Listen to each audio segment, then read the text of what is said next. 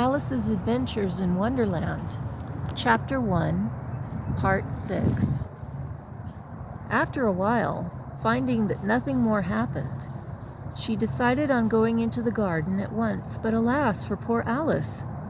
When she got to the door, she found she had forgotten the little golden key. And when she went back to the table for it, she found she could not possibly reach it.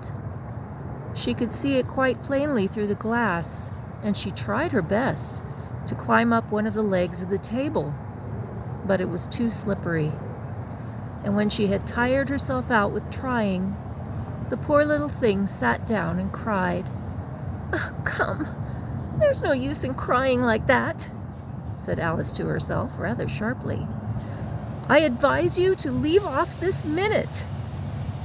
She generally gave herself very good advice, though she very seldom followed it, and sometimes she scolded herself so severely as to bring tears into her eyes.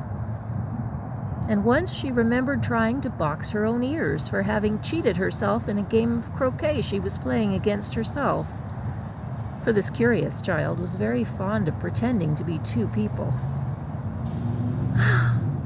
"But it's no use now," thought poor Alice, "to pretend to be two people.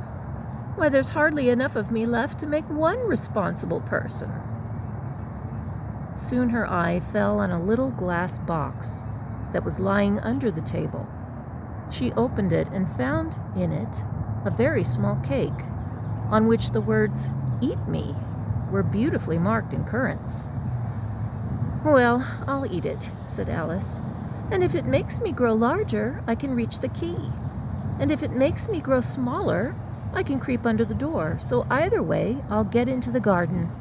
And I don't care what happens." She ate a little bit and said anxiously to herself, "Which way? Which way?" holding her hand on the top of her head to feel which way it was growing.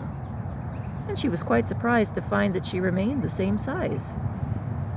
To be sure, this generally happens when one eats cake, but Alice had got so much into the way of expecting nothing but out-of-the-way things to happen that it seemed quite dull and stupid for life to go on in the common way. So she set to work, and very soon finished off the cake.